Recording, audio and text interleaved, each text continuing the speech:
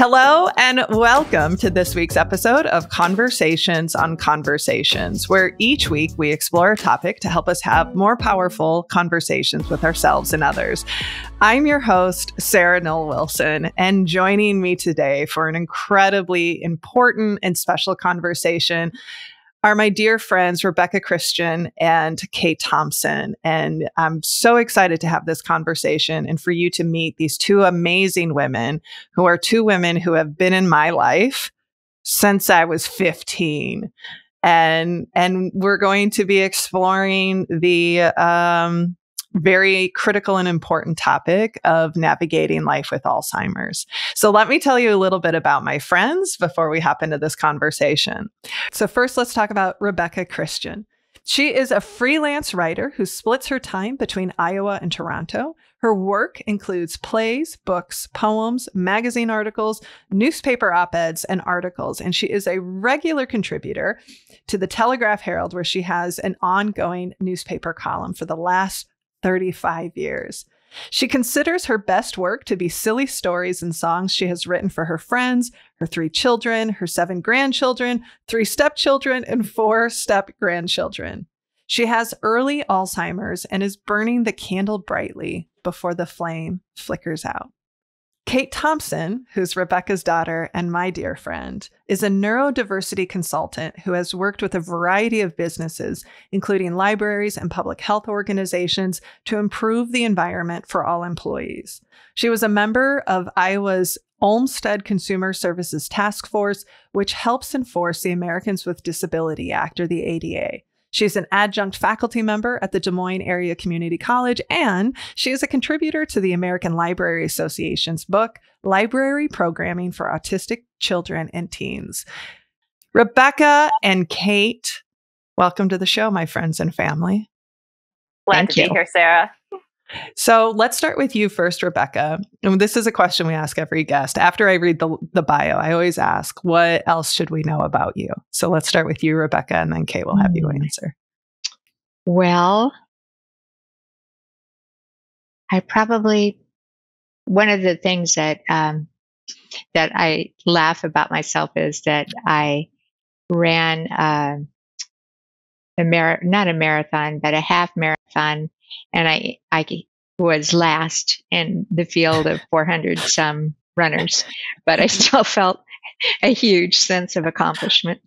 I love that. This is why I love asking that question, because you never know what's going to come up for people. Yeah. We had somebody once who's like, I love sharks. That's what you should know about me. So, I've never run. Period. So finishing a half marathon is an accomplishment. I love that. Kate, what else should we know about you? I was telling my son this morning about the first time I went to an Easter egg hunt, and all the other kids ran around filling their baskets as quickly as they could. And I found one piece of chocolate and just sat there and slowly ate it the whole time. And then I was puzzled why everybody had come home with these buckets of chocolate. Don't they know that when you find something, you just sit there and enjoy it? So that's kind of my philosophy on life. Live in the moment. Oh, that is I've never heard that story. And it's such a perfect story of we're just going to do this right now. Well, I want everyone who's listening to know a little bit about our history and how we know each other.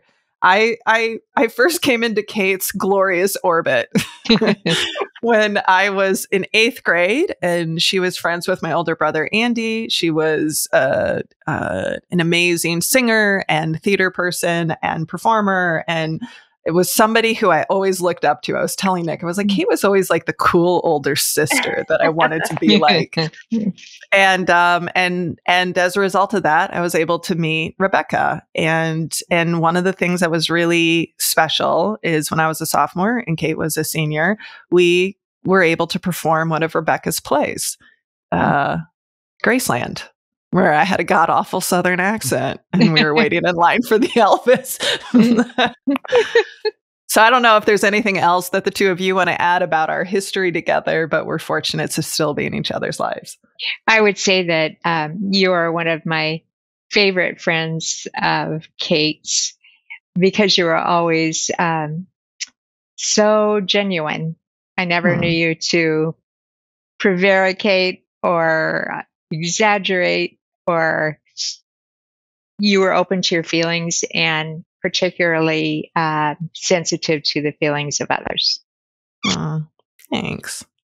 No, I'm going to cry a little bit, but also, Rebecca, I just want to hear you talk because like your use of words and language is so glorious. And now I have to Google the first word you said because I've never heard that before. See, there she's being honest again. So, yes, I know. It's the only way to be. That's true. Sarah, you're one of those friends that when I moved to Des Moines about 8 years ago, we just pick up where you left off. You know, it's like no time has passed every time we're together. I really appreciate that about our friendship. Yeah, likewise. And I'm so grateful that you are both willing to come on the show and talk about this. You know, one of the reasons we started this show was to talk about different things that people may experience in their life or likely will know somebody who's experienced in their life, and just talk about what that experience is. And, you know, how do we talk about things that are hard? How do we think about how we can support people who are going through hard stuff? So Rebecca, you know, let's start just with your journey on becoming aware that you have Alzheimer's. And one of the things that I'm curious about is, you know, what were you experiencing cognitively that made you realize? And I just want to say this in transparency with everyone else. We actually just attended this amazing gala for the Iowa Alzheimer's Association. So Rebecca, even though you and I have talked about some of this stuff, we'll just talk about it as if it's the first time so everyone can hear. Okay. Well, it started feeling a little foggy quite a few years ago. And I attribute it to having a really hectic life and a lot of people in my life and a lot of deadlines. I was a freelance writer. So I kind of poo-pooed it. And I do remember that a few years before my diagnosis, one of my sons called me and told me that he and his wife were concerned that I was losing my memory. And I wasn't affronted, but I wasn't convinced either. I had a million excuses for myself, and there is natural aging, which a lot of people my age will say, oh, well, you know, I don't remember things either, but it's just the degree to which you don't remember that you gradually become aware of. Yeah. What was it like? What was it like for you getting that diagnosis? And then Kate, I'm curious to hear what your experience was like as a daughter after Rebecca shares. I wasn't terribly surprised, but the reality of it did kind of hit me in the gut. You have hopes that it's something else, you know, sort of like a woman who hopes she's not pregnant, but then she finds out, oh, some of those symptoms were real and she is pregnant. Yeah. Yeah. It's an interesting way of like describing it, but something that I think a lot of us might resonate with. Yeah. Kate, what was that like for you? Because, you know, there's obviously Rebecca, you navigating this, but part of it is it's also your loved ones navigating it as well. One thing that was helpful to me was that both of my sons are autistic, and I had gone through that journey of wondering if that was the case, you know, waiting on these specialist appointments that take a long time. Meanwhile, you're doing kind of your own research. And then, you know, by the time I actually got to the doctor with my sons and got that diagnosis, it was more of a relief in that. So I kind of had the knowledge for myself that knowing what was going on was going to make me feel better. So even though I was sad that was, you know, that what we suspected was true, I knew that knowledge can be really helpful, and that being part of a community of others and just having a name for what you're experiencing is really powerful. Yeah. Yeah. Rebecca, one of the things you shared with me when we were together this past Friday night is that you had done some initial testing and you're like, and I passed it with flying colors. Yeah. But you persisted. And I think there's something really powerful in that. One, advocating for yourself, right? And also, when you don't want the diagnosis you're going to get, I could imagine how easy it could have been to say, okay, well, I don't have it, so I'm good. What was it about it? Like, I'm curious to understand more about what was that drive for you to say, this doesn't feel right. I want to advocate for myself to really understand what's going on. Well, part of it was that my grandmother had Alzheimer's, and I saw her go through that, from beginning to end. And she was not ever much in a state of denial about it. She suspected herself that something was wrong and then wasn't shocked by the diagnosis. And she'd been quite a nervous person.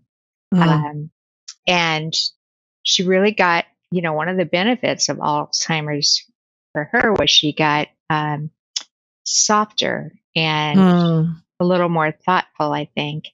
And she developed a sense of humor about it. One time, she and my grandfather were going through the Christmas gifts that they'd received. And she said, oh, I'd forgotten that. And she said, sometimes I think I'm forgetting things. And my grandfather said, honey, you're majoring in it. And and she just laughed and laughed. And that was something that I remember, that they were in love with each other all their lives, and that his steadfastness and kindness and sense of humor really helped that situation. Yeah. Although parts of it were terribly sad too. Yeah. Yeah. I mean, it's the balance of both. And one of the things that, this has always been true about you, Rebecca, is that whenever you have faced hardship and you have faced a lot in your life, you turn to your writing and you turn to your sense of humor. Yeah. And and this is something that, again, I want everyone who's listening to this to know and love you as much as I get to know and love you. And your wit and your willingness to have some dark humor about things. But one of the things that has impressed me, not impressed me, but inspired me, is your willingness to be so public about this. This diagnosis, what this experience has been like for you. What is it about writing for you? And how it helps support your healing or your journey through navigating tough situations? I just had the urge to write from the time that I was a little kid, and I was around literature a lot. My dad was a teacher of English, and you better not call him an English teacher, because that would imply he was from Britain. And no, he was not. He was a teacher of English. And then, and I helped him a lot with his proofreading, like when I got to be a preteen. And he also had a little side business of educational aids for English teachers that I helped with that business. And then my mother was crazy about poetry, and she had taken elocution lessons, and she could recite many poems by heart. And so I was just around words a lot, and it's what I always liked. I love that. That makes so much sense. I didn't know that about your background, but it absolutely makes so much sense. One of the things that you wrote and published in the Telegraph Herald that I would love to have you read for us is I think the title is The 10 Commandments of What Not to Say to Somebody with Alzheimer's. And I thought this might be a good introduction for people to hear just some of your writing around it. And then Kate, I'll come back to you. It's called 10 Commandments for Dealing with Loved Ones Who Have Alzheimer's. 1, thou shalt bring photographs and memories from earlier times. We love to reminisce. 2, Thou shalt not start a sentence with "Do you remember?" Chances are we don't, but we'll fake it. 3, thou shalt bring us up to date about what your current ups and downs are. We are sick of ourselves and would rather hear about you.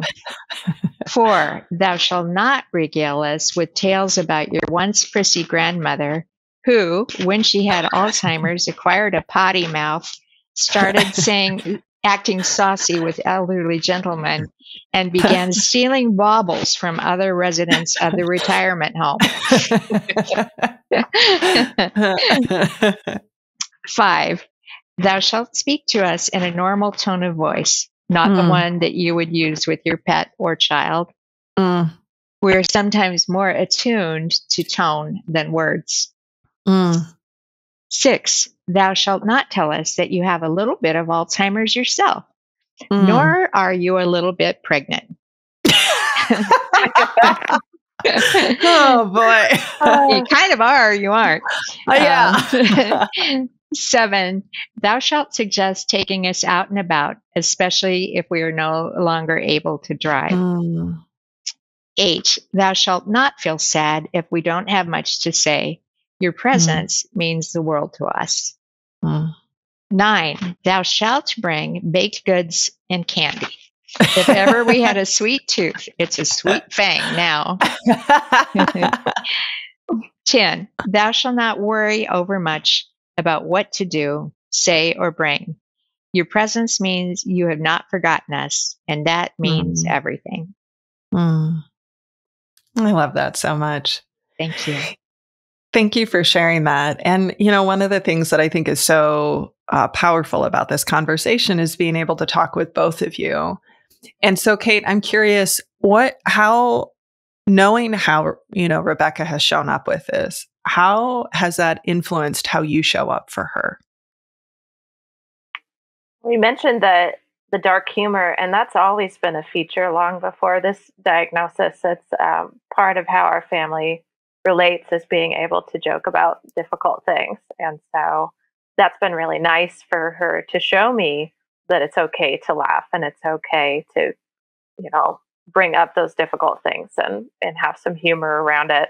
For example, we were talking about plans the other day and we both got flustered. The next day I said, "Did I handle that okay? I hope that was all right." And you said, "You handled it great."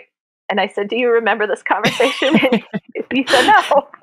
And I said, "Well, maybe I handled it terribly and you hated it." Who knows? And Mom said, "Well, that's one of the blessings of this disease is, yeah, maybe it was terrible, but I don't remember. So let's not worry about it." But then it's easier to have those conversations. Like, how would you like me to handle this situation? How, and this could be a question for both of you. But one of the things that I observe in your family is how close you all are, right? It's clear how much John adores you, who is Rebecca's husband, and, getting to witness the brothers and Kate all together and supporting. What are some of the things, and let's start with you, Rebecca. What are some of the things that have been most impactful in how your family and friends have supported you? And part of the reason I'm asking is because sometimes when we're faced with something that feels uncomfortable or scary, we don't know what to do. And then sometimes people just don't do anything. And so I'm curious to kind of shine a light on what has been really helpful for you. And then Kate, I want to ask you the same question, but through the lens of being a caretaker or a support, navigating it, because you need additional support as well. So we'll start with you, Rebecca. Just what has been most meaningful for you and impactful in the support that you've received? I think all my kids are empathetic, but they're not pitying, which is really nice. And they've been in touch with me a lot, and they have found ways that work for us to spend time together. And I've just reluctantly thought I had better quit driving back and forth from Ames, Iowa, where I live, to Des Moines, Iowa. And I thought that would be kind of a blow. And it is a little bit for your independence.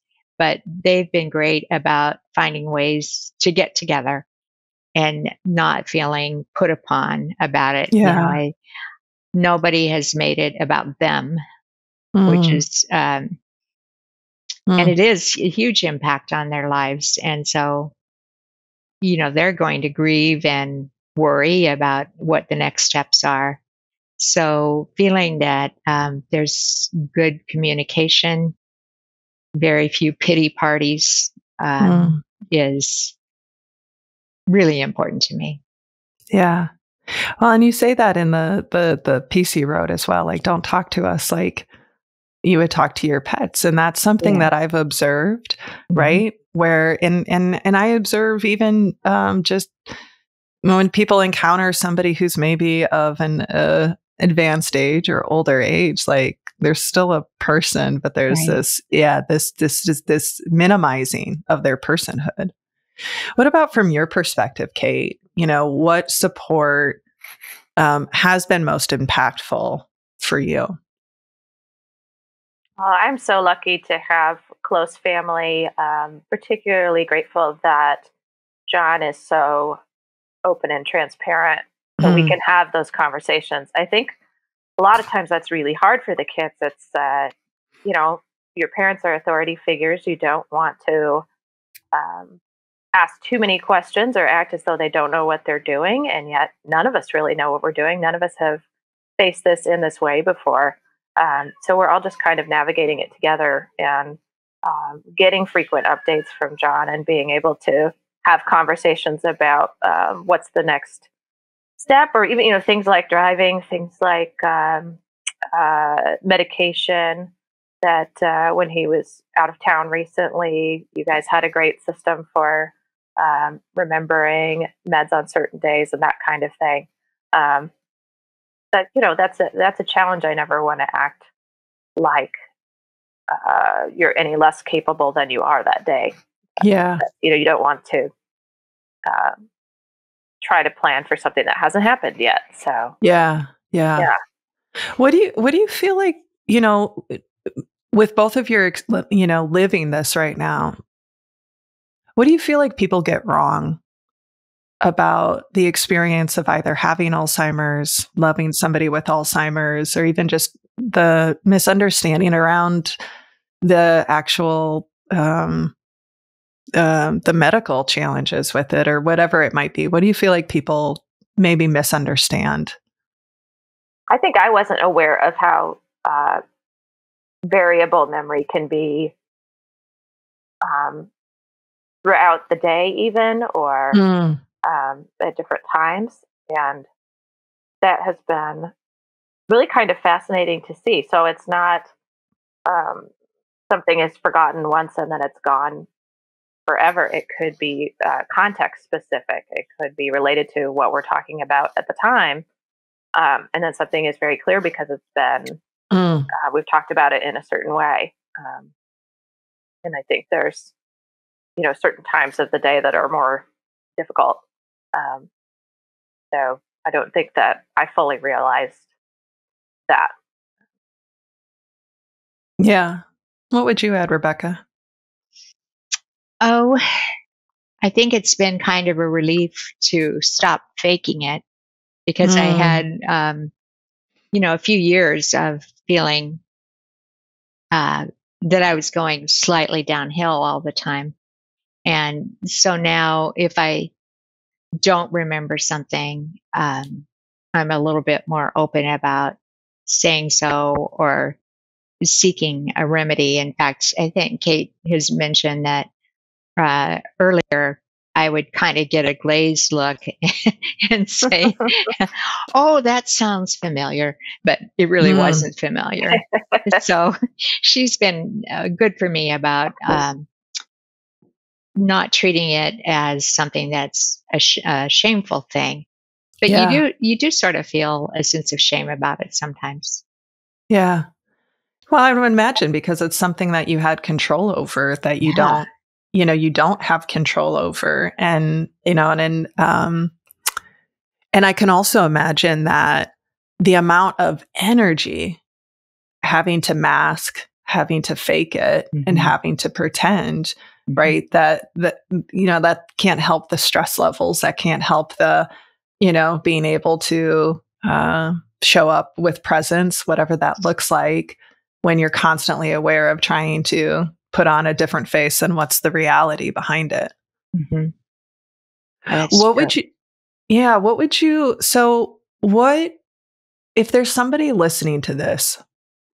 I mean, there are people listening to this. I'm sorry, I set that question up. Hopefully, now, for people who are listening to this, who might find themselves in the very early stages of themselves or a loved one being diagnosed, what would you invite them to think about or talk about? Like, what would your advice be for them in the early stages?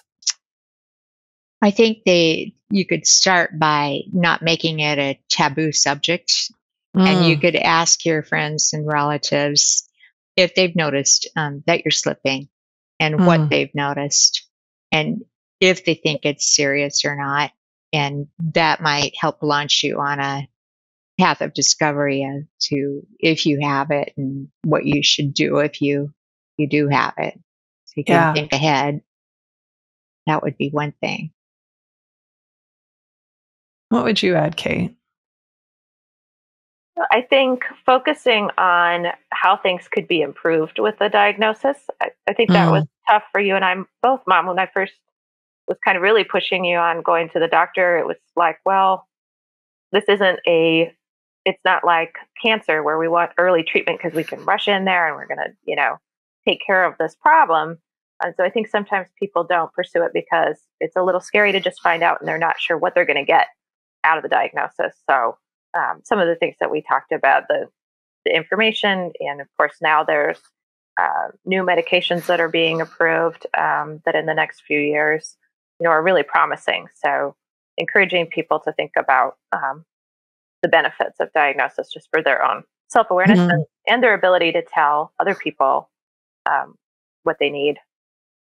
And, it made me think, Mom, when you were struggling with hearing and I was encouraging you to get hearing aids and you really didn't want to look like an old lady and you really did not want people to see. And I remember being sort of uncharacteristically blunt at one point and saying, having people see a hearing aid isn't what makes you seem old, but being in a crowd full of people and not being able to follow the conversation, that's going to age you so much more than somebody spotting that you have this thing that helps you. So yeah, that's such a good point. And I need to use that perhaps with my parents this weekend.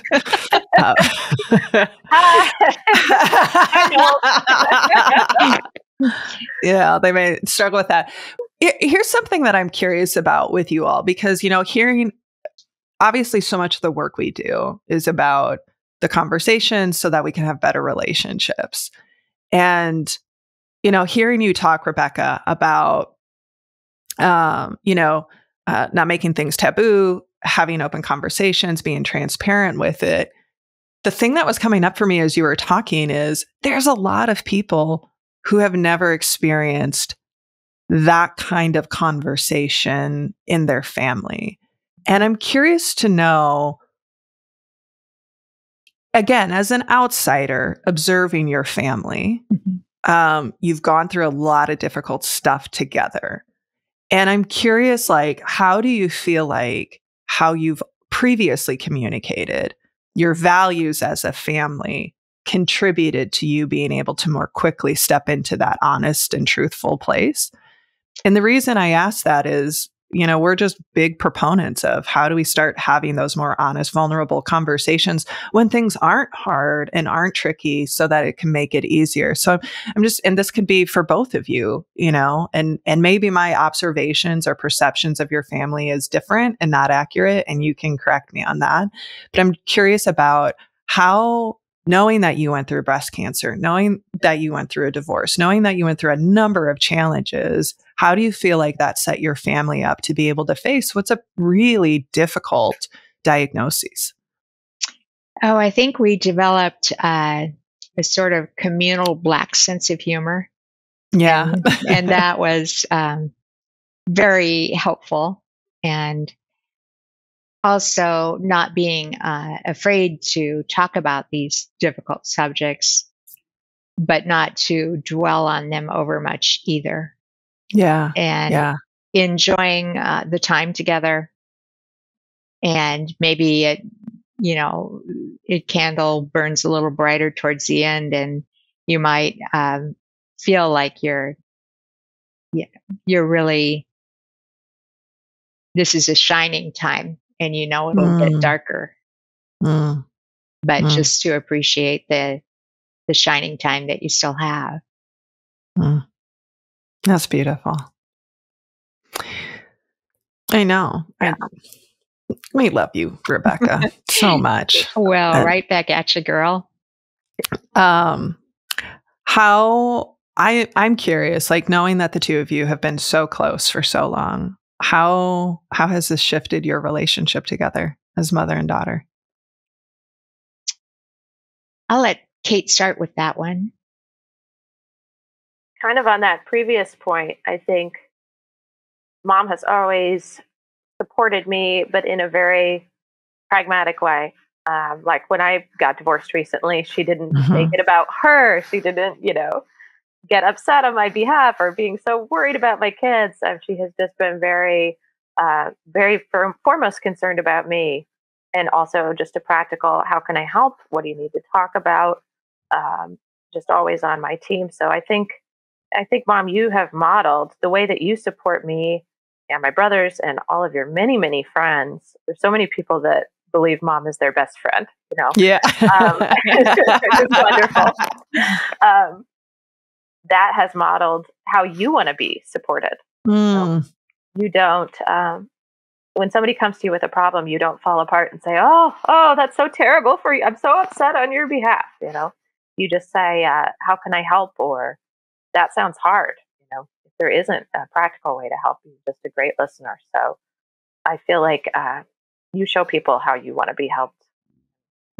Hopefully, if I do that with my kids and support them, mm, then when I reach your age, we can have more open conversation about what I might need. So, yeah. This is a little bit off the subject, but one thing I've noticed about having Alzheimer's, kind of a good outcome, is that two of my grandkids are on the autism spectrum, and one has Downs. And so I feel a different kind of a kinship with them, a little Mm, bit more of an ability to realize that I'm a little bit of an outsider and they're a little bit of mm, outsiders too. And mm. so I think I connect with them a little bit more deeply and don't think, oh gosh, I feel sorry for you or why are you doing that? It's just more ease, I think. Yeah. Yeah. I feel like anytime you experience something, at least this is how I describe it for myself, is I feel like when I go through something really challenging or painful, it opens up my capacity for greater empathy, because you can understand it intellectually, but that's very different than living it day in and day out. And even to that point of hearing the language you use of feeling like an outsider, I think that's an important thing for people, for all of us to be paying attention to. Of we may not view you as that, or we Yeah. may not view somebody as that, but they may be experiencing that. And so what does it look like to fully see them and be with them and hear them, and just all the things that humans, we all want to be seen and heard and respected and protected. Right. When you look towards what the next chapter is going to bring, what are you both hopeful for? I'll let Kate. So I have to ponder that for a minute. So I'll Yeah, let Kate yeah, answer that. yeah. I hope we can keep having open conversation about what you need, and what kind of support you want. I think that is, you had asked how the mother-daughter relationship has changed, and I think that can be challenging because you're in charge. You're the person, the You're the wise one. matriarch. Yes, and so that can be a challenge. to know when to help out with something and do it in a way that doesn't feel patronizing. Yeah. So I hope we can keep talking about those things and, just finding sometimes there's just little tips and tricks. So, for example, we, later at night, we're making plans for the next morning. I think we were in a stressful situation. We were going to a funeral the next day. That's what it was. And we were making plans for the morning, and we kept kind of like having the same conversation about what time we were getting up. Did we have enough alarms set? And I remember at one point saying, well, I would like you to trust me that I've got it under control and we're all set for the morning. And you just said, okay. And then I went to sleep, And so I was like, oh, all right. So that gave me so the next day I had the conversation of, is it okay to do that? If you seem stressed, is it okay for me to just say, you know what, I have it under control, or my brothers do, or whoever's going to be, there's somebody at the helm, and you don't have to know, I don't know if we've mentioned this yet, but like dates, plans, times are particularly challenging, especially if there's multiple things in a sequence, which interestingly is the same thing with my kids, right? We only really need to worry about like, where are we going next? And we don't have to have the full picture of a day or a week or what have you. So just finding ways like that that feel okay, that don't feel like I'm taking over or John's taking over. Yeah. And I know one thing you've said is you're more comfortable now living in the present, and that's been one of the gifts of this is you're not thinking about what's happening 3 or 4 things down the road.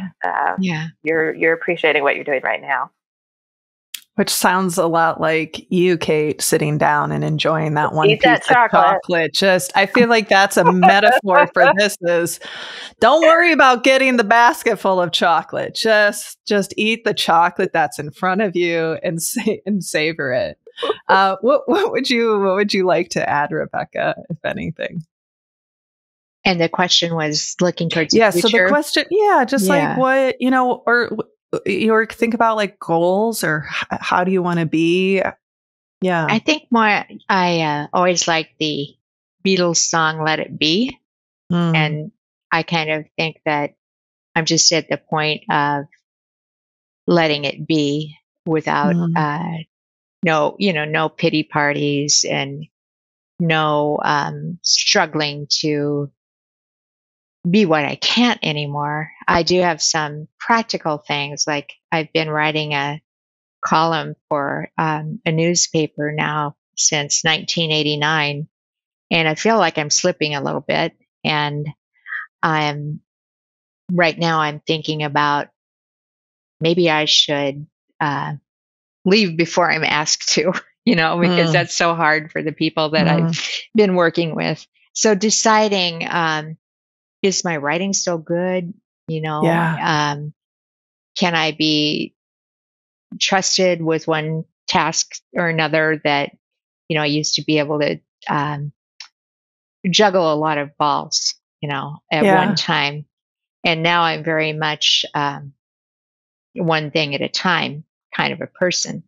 And I remember once when I was, when my son George was a baby, and I was interviewing a guy that was the editor of a Word magazine that I liked a lot, verbatim. He was an elderly gentleman, and I was sitting at the kitchen table with my electric typewriter in front of me, and then the baby was across me, and he was nursing. And the man asked me, "Was this the oddest sound on the phone?" And I said, "Oh, I think it just must be something with the telephone wire." And so, that I was accustomed to a lot of multitasking, a lot of making do, a lot of deadlines, a lot of people in my life, and of course, at times taking care of my mother and my father as they got older, and my grandparents. And so I think my motto is just let it be for now. Yeah. I think that's so beautiful. I mean, and that doesn't mean you don't also grieve, right? Like Oh, that's part right, of being present is right. also just like, yeah, this is hard and it's Mhm. okay Yeah, that this is hard right now, and how to be present with that as well. Cause I think sometimes that can be really hard for folks too, to give themselves the space to just feel whatever it is they're feeling right. in a way that's productive, right? Mhm. And not a spiral. Oh, I'm still waiting for the big cry because Mm, I waited a long time to have a big cry when each of my parents died or other really bad stuff happened. And so I'm just encouraging myself to let myself be sad now and then. mm. I am so grateful for the two of you. And I want to give space for if there's anything that we didn't cover or talk about that you think is really important for us to mention. I mean, obviously, we will share in the show notes about, like resources and references. But is there anything that we didn't talk about that you wanted to make sure we covered? I'm just thinking this conversation. Thank you, Sarah, because we do tend to err on the pragmatic and hilarious side, I think. And I would describe both of us as pretty stoic Yeah. people. Um, we're empathetic listeners to others, but sometimes it's harder to, like you said, to access those deep feelings. And so these opportunities where we've been doing some interviews, I think it's nice for me too to kind of see the big picture a little bit more and to get to think about how are we handling things and be Mm. present with you in that present moment. 'Cause I've inherited that multitasking, busy spirit as well. There's just a lot of things we want to It's a lot do. of things you want to do, So and you're also a woman and you're a mother, and those are all Mhm. pre-existing conditions for having to Yeah. manage way more than you should ever be asked to manage. So let's just Yeah. and name that. I guess I would say too, Mom, I just admire so much the way that you've handled this. It's similar to the way that you've handled a lot of difficult things, and you're very inspirational to me.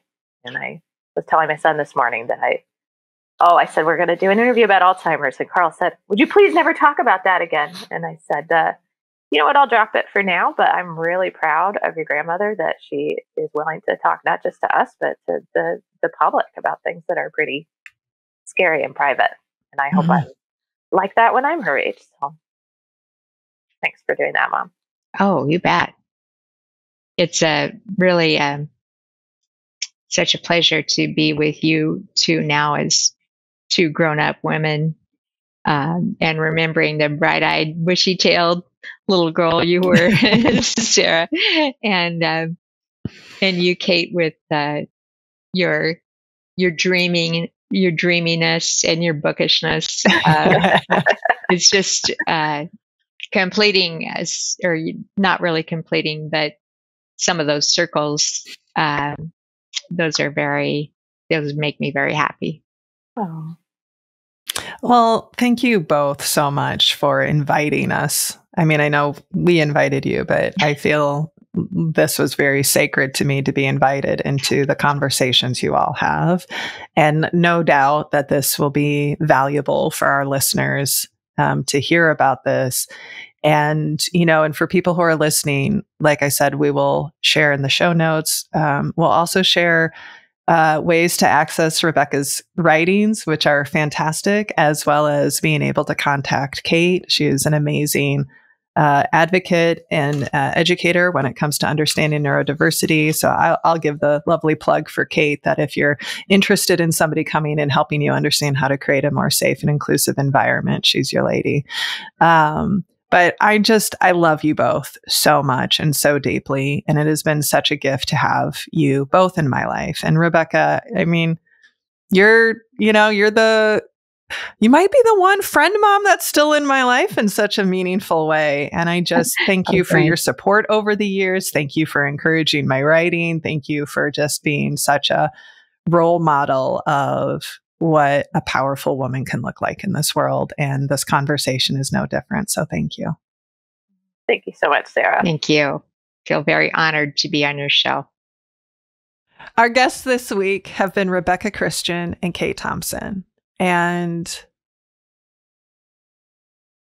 friends, you can imagine how important and also difficult this conversation was. I have looked up to Rebecca since, my late childhood and early teens. And I just feel the need to say how inspired I am by the way she is showing up for herself and others and her family with so much grace and elegance and curiosity and a sense of humor and wonder. And I'm really grateful that we were able to capture this very important conversation and that I had the privilege of sharing two of my favorite people with all of you. So thank you for listening. And as always, we want to hear from you. What resonated for you? What came up for you? Maybe some of you are in a similar situation. I know so many of my colleagues and friends are navigating this with their own parents or for themselves. So you can always reach out at podcast@sarahnollwilson.com. Again, that's podcast@sarahnollwilson.com. I also want to make sure that I share Kate's contact information because I skipped over that. I didn't mean to, but if you're interested in learning more about the work she does, working with organizations, highly recommend you connect with her on LinkedIn. Her personal email is katecthompson@icloud.com. And again, we'll put that in the show notes along with some other resources for you. If you would like to support the show, there's two ways you can do it, my friends. The first is be sure to rate, review, and subscribe to the show on your preferred podcast platform. This allows us to sustain this show, get exposure, so we can continue to have really important conversations like the one we had today. Also, if you're interested in supporting us financially, you can do that by becoming a patron by going to patreon.com/conversations on conversations, where your financial support will not only support the team that makes this show possible, you'll also get early episodes, no ads, and access to some pretty great and limited edition podcast swag. So who doesn't want that? So please consider contributing to our show. Speaking of the team that makes this show possible, this is a family affair.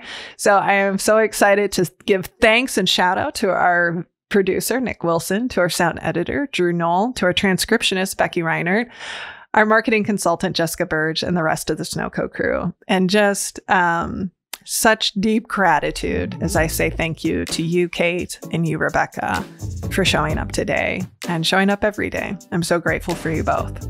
Okay, my friends, this wraps up another episode of Conversations on Conversations. Thank you so much for listening, for showing up for us and for yourself. And remember, when we can change the conversations we have with ourselves and others, we can change the world. So until next time, please be sure to rest, rehydrate, and we'll see you again soon.